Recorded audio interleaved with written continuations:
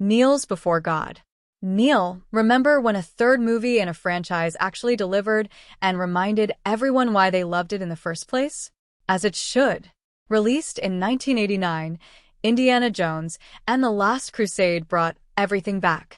The adventure, the humor, the sense that at any moment something was about to go very wrong for everyone involved.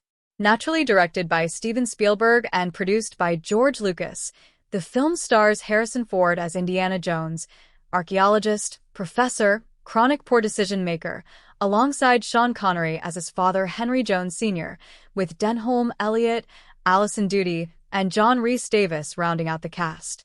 What ended up on screen felt like the franchise hitting its stride all over again. Today, we're counting down 15 weird facts about Indiana Jones and the Last Crusade you probably never knew. Stick around for number 1. Because the most powerful artifact in the entire film, the object every Nazi in Europe was willing to die for, was deliberately designed to look like something you'd find at a garage sale for 50 cents. Honestly, iconic. Before we begin, hit that like button, subscribe, and ring that bell. It helps YouTube show this to more people who still consider the fedora a legitimate fashion choice. Bold choice. All right, let's find that holy grail. Number 15. Indy's dad was barely old enough to be his dad. Sean Connery played Henry Jones Sr. with the full weight of a man who had been quietly disappointed in people for decades. A very specific energy on screen. The generational gap between father and son felt completely believable. Yes, sir. It is you, Junior. Don't call me that, please. Well, what are you doing here? I came to get you. What do you think? Of course. Connery was 58 and Harrison Ford was 46, just 12 years apart. That is not a father and son.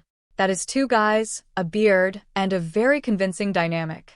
To sell the illusion, Connery made some deliberate choices. He ditched the on-screen hairpiece he'd been wearing through his film roles for years, leaned hard into the gray, and committed fully to looking like a man who had spent 4 decades surrounded by ancient manuscripts and zero patience for nonsense. And it worked. Ford, still clean-shaven and punching his way through every problem, looked like the younger generation by default. The script did the rest of the heavy lifting. The constant junior, the academic arrogance, the bickering that felt less like dialogue and more like 40 years of unresolved frustration finally getting some fresh air. Connery played the disapproval so naturally that audiences never once stopped to do the math. That's either a masterclass in casting or proof that a good enough attitude can override almost anything. Probably both. Number 14. They built the Grail Temple for real, then started breaking it. The Grail Temple collapse that closes out the Last Crusade carries a weight that pure effects work rarely delivers. The production built the whole thing and then engineered it to fall apart on command. The interior was a full-scale constructed set built with the kind of detail usually reserved for something intended to last. The crew rigged it with hydraulic systems designed to physically shift the floor, crack sections apart, and simulate a structure in the process of collapsing, all while cameras rolled and actors performed inside it. The hydraulics could be reset between takes, with the crew spending roughly 20 minutes returning everything to its starting position and filling the cracks with fresh plaster before the next run. The set had taken 6 weeks to build, supported on 80 feet of hydraulics and 10 gimbals, all of it constructed specifically to be shaken apart on cue. The shot of the Grail hitting the floor proved too difficult for the full-scale set and was handed off to miniature work. Because of this, the finale feels physically unstable from the first crack to the last frame.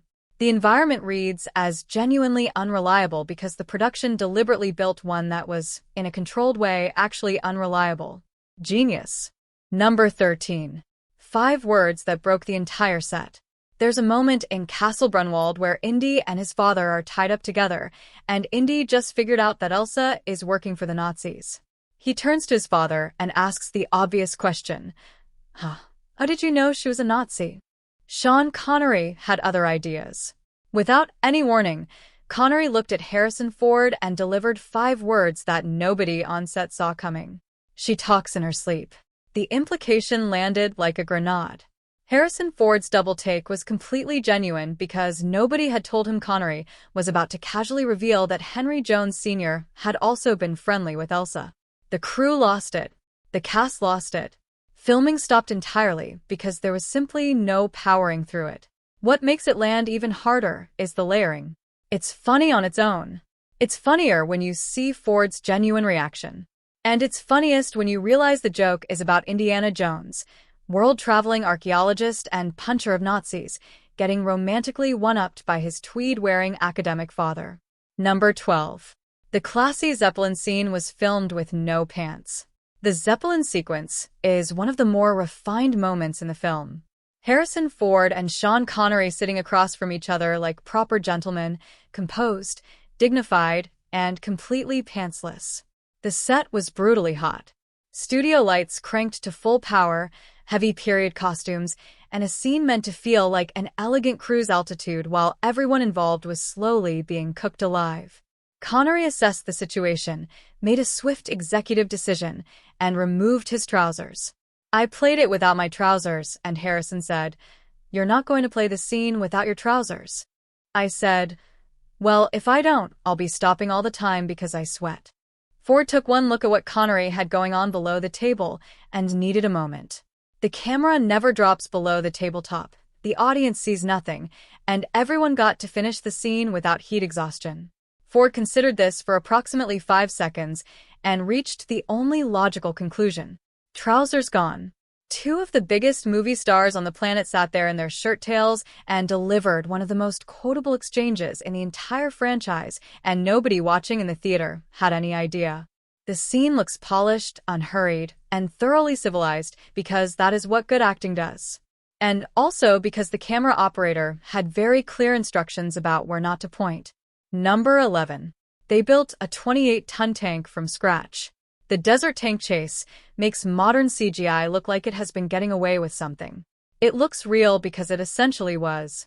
The base was a functioning excavator, which the crew transformed into a 36-foot, 28-ton steel machine that could actually move across rough desert terrain without disintegrating. Getting it to set was its own ordeal. The tank had to be transported whole, flown out to Almeria on a cargo plane, and then hauled in on a low-loader truck. Once operational, it broke down twice during filming, most notably when 2 cooling valves exploded due to solder melting and mixing with the oil. The production also built multiple versions: a full-scale tank for the action sequences, a lighter aluminum top section for close-up work, and a miniature for the cliff sequence at the end. 3 separate builds for one vehicle because the commitment to getting it right had no upper limit. The finished sequence still holds up decades later precisely because the threat was genuine. The tank was real, the desert was real, and the stunt work was exactly as dangerous as it looks. Number 10. An invisible bridge fooled everyone. The leap of faith is one of the great cinematic illusions in the entire franchise. Indiana Jones standing at the edge of a bottomless canyon, nothing beneath him but air and bad odds, stepping off anyway. It looks like magic. It was actually styrofoam. ILM built a miniature set 9 feet tall and 13 feet wide, with the rock face carved from styrofoam, and then had an artist paint the bridge by hand while looking directly through the lockdown camera. He painted exactly what he saw beneath it, matching every shadow, every texture, every crack in the canyon wall behind it.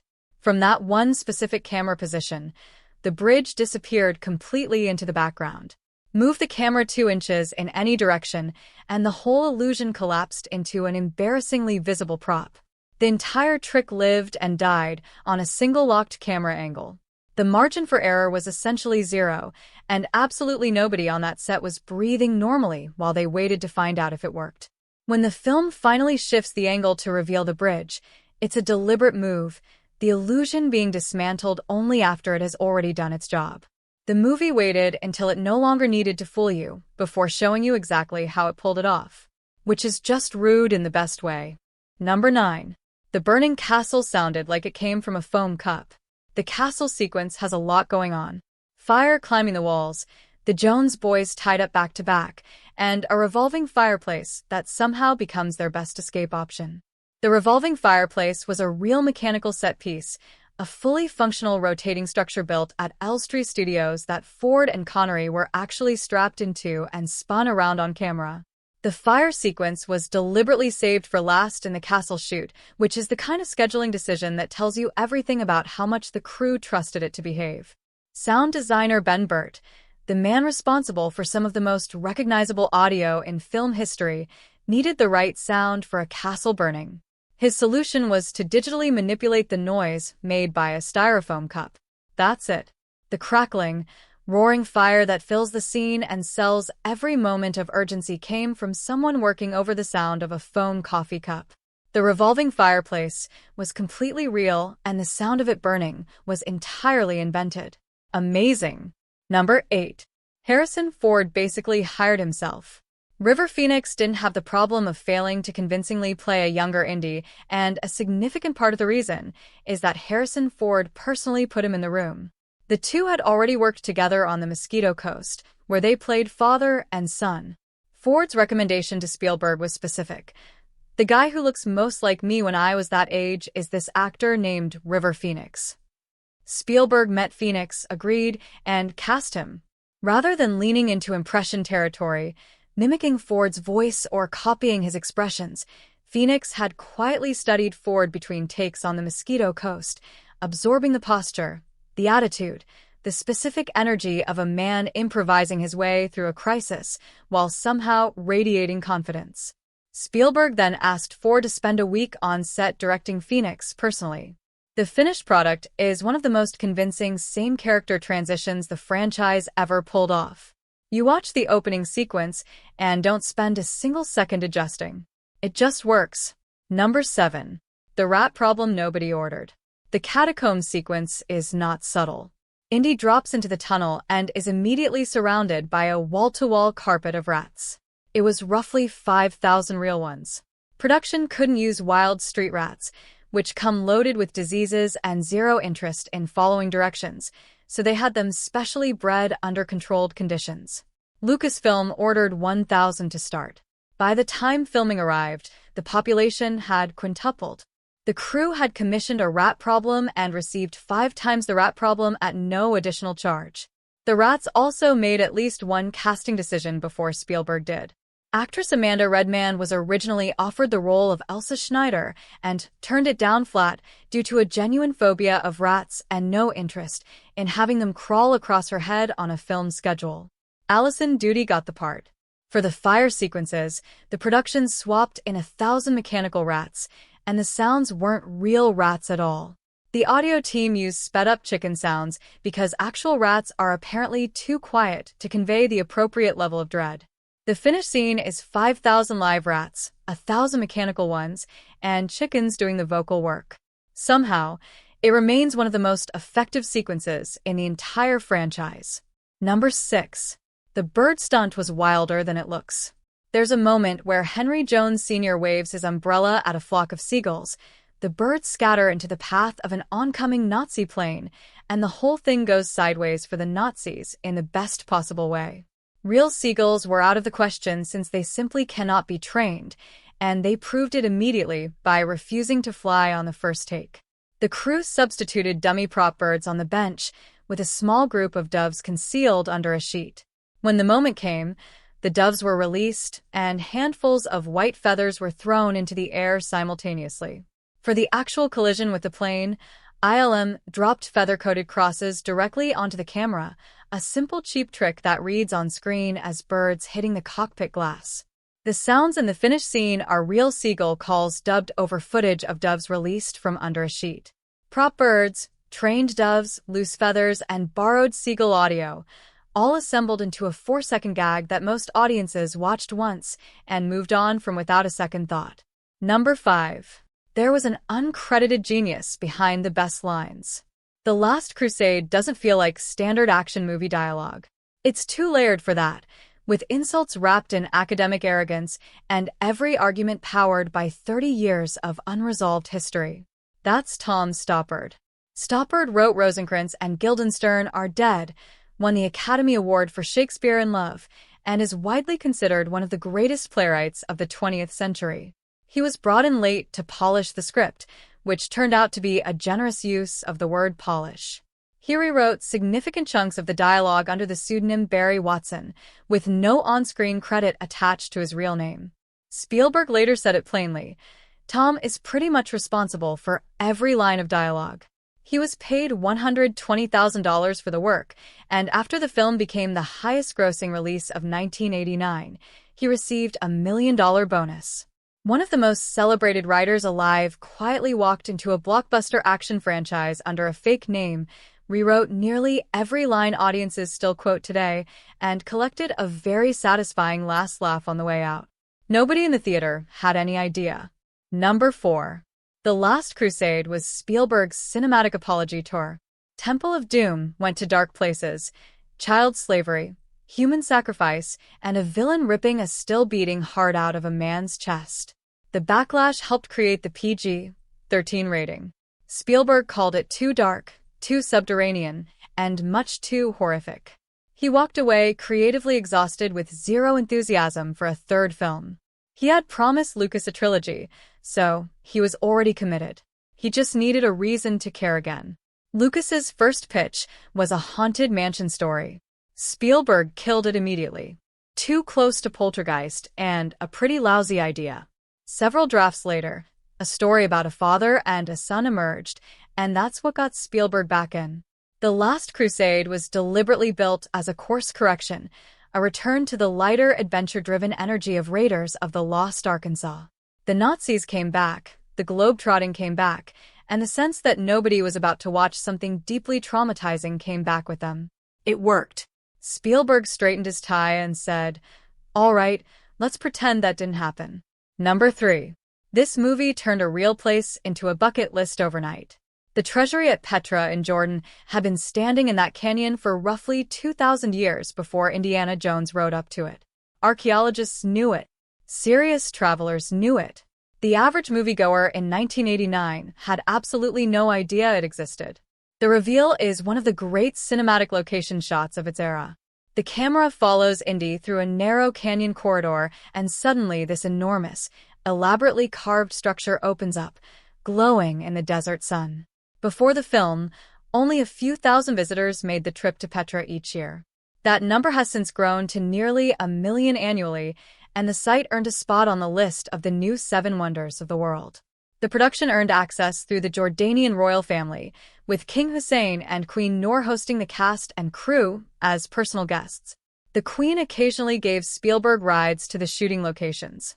The King loaned the production the 4 horses used for the temple sequences, a generous gesture that functioned as the most effective tourism campaign the country never had to pay for.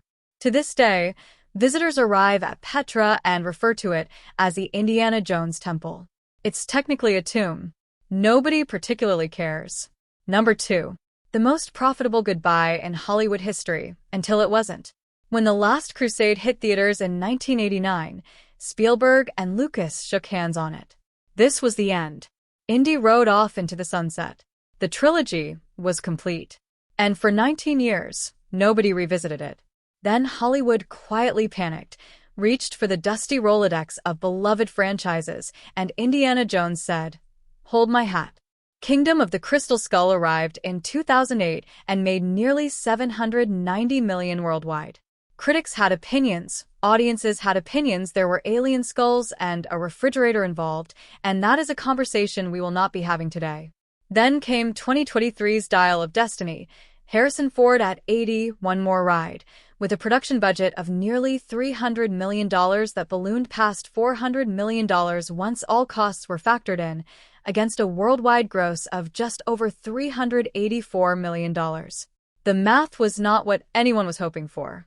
The franchise that was definitively finished in 1989 came back twice, made a combined $1 billion+ across 2 films, and still managed to leave the second return looking like a complicated subject to bring up in a meeting. Some goodbyes stick, some don't, and some become very expensive lessons in the difference. Number 1. The Holy Grail was designed to disappoint you on purpose. The Grail is the entire engine of The Last Crusade. Every chase, every Nazi with a clipboard exists because someone wants it. The movie spends 2 hours building toward it. The audience is primed for something extraordinary. It's a clay cup, worn, plain, and completely unremarkable, something that would get passed over at an estate sale without a second glance. That was entirely intentional. The production designer surrounded the real grail with every other option imaginable, gold-plated, jewel-encrusted, ornate enough to make a pirate feel underdressed. The villain walks in, scans the table, and gravitates immediately toward the most impressive-looking candidate. It is the single most expensive mistake in the film, and he makes it with complete confidence. Indy, working from everything his father taught him, looks past all the spectacle and lands on the one cup that looks like it belongs to someone who didn't own anything else. A carpenter's cup. The design is a deliberate trap built on the assumption that people chasing power will always reach for whatever looks most like power. And the genius of it is that it works on the audience too.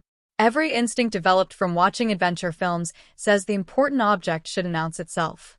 The Last Crusade specifically engineers the Grail to disappoint those instincts and then turns that disappointment into the entire point. The real prize was never going to look like treasure. That's what separates the people who find it from the ones who don't make it out of the room. Nicely played. And there you have it, 15 weird and wild facts about Indiana Jones and The Last Crusade, the film that was supposed to be the end, and in a lot of ways still is. Indy rode into the sunset in 1989, and nothing that came after quite matched what was left behind in that canyon.